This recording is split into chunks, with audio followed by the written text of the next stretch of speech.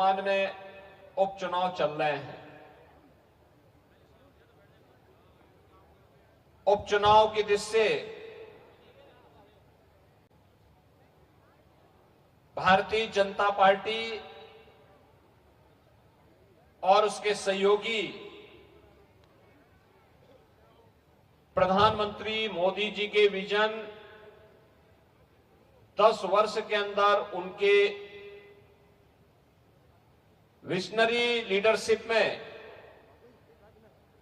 भारत ने और उत्तर प्रदेश ने जो उपलब्धियां हासिल की हैं, उन मुद्दों को लेकर के जनता जनार्दन के बीच में है।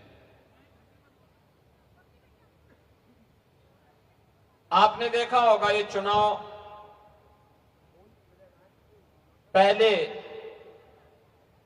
13 नवंबर को था। 13 नवंबर के बाद तिथियां टली, क्योंकि लगभग कमोबेश सभी राजनीतिक दलों ने कार्तिक पूर्णिमा के स्नान को देखते हुए चुनाव आयोग से इस बात की अपील की थी कि 15 नवंबर की तिथि ध्यान में रखते हुए इसको आगे चुनाव किया जाए। भारत निर्वाचन आयोग ने जन आस्था का सम्मान किया। 20 नवंबर को चुनाव की तिथि तय की।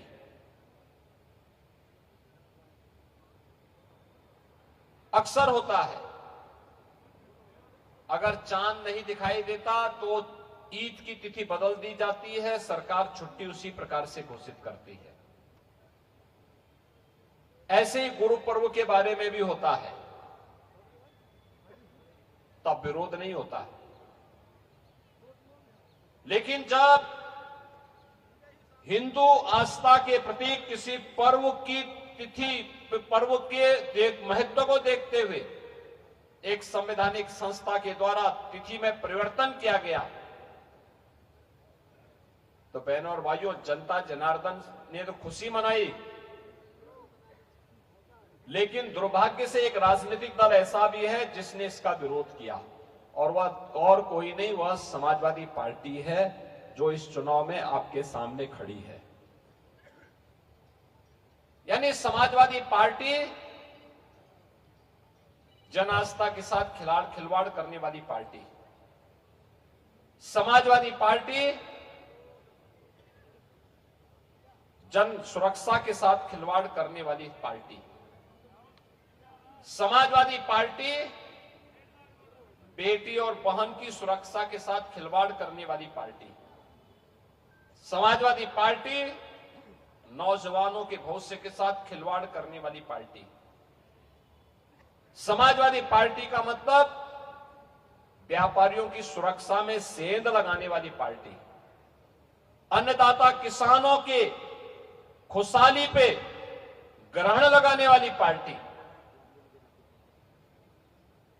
जो पार्टी विकास विरोधी हो, युवा विरोधी हो, महिला विरोधी हो, व्यापारी विरोधी हो, जन आस्था का सम्मान न कर सकती हो, क्या उस पार्टी को चुनाव जीत करके जाना चाहिए? क्या जाना चाहिए? क्या गाजियाबाद वासियों में आप इसे पूछना चाहता हूं। तो फिर छाती ठोक करके कैसे ये लोग चोरी और सीना चोरी करने का प्रयास करते हैं? यही प्रश्न करने के लिए मैं आज आपके पास आया हूं, आपसे कहने के लिए। बहनों और भाइयों, लोकसभा चुनाव में के समय समाजवादी पार्टी ने अनेक प्रकार की अफवाह पैदा कराई, अनेक प्रकार के। याद करिए, सबसे अधिक अनुसूचित जाति के उत्पीड़न की घटनाएं समाजवादी पार्टी की सरकार के समय 2003 से लेकर के 2007 के बीच और 2012 से लेकर के 2017 के बीच में हुई। उन दलित महापुरुषों का जिन्होंने सामाजिक न्याय के लिए लड़ाई लड़ी थी, उनको अपमानित करने का काम समाजवादी पार्टी ने किया। श्री असीम अरुण हमारे प्रदेश सरकार में मंत्री हैं। आईपीएस की नौकरी छोड़ करके वे भारतीय जनता पार्टी में आए। उनके पूज्य पिता भी उत्तर प्रदेश के डीजीपी थे।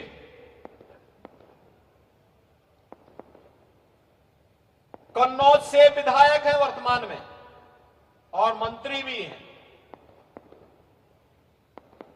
इन्होंने मेरा ध्यान आकर्षित किया कि कन्नौज का जो गवर्नमेंट मेडिकल कॉलेज है, इस मेडिकल कॉलेज का नामकरण बाबा साहब डॉक्टर भीमराव अंबेडकर के नाम से था। समाजवादी पार्टी ने नाम बदल दिया है।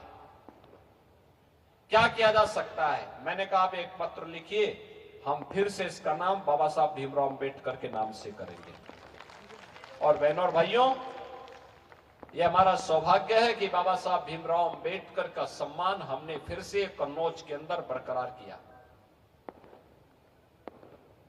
याद करिए, देश के अंदर बाबा साहब भीमराव अंबेडकर से जुड़े हुए पंच तीर्थों का निर्माण यह प्रधानमंत्री मोदी जी ने किया।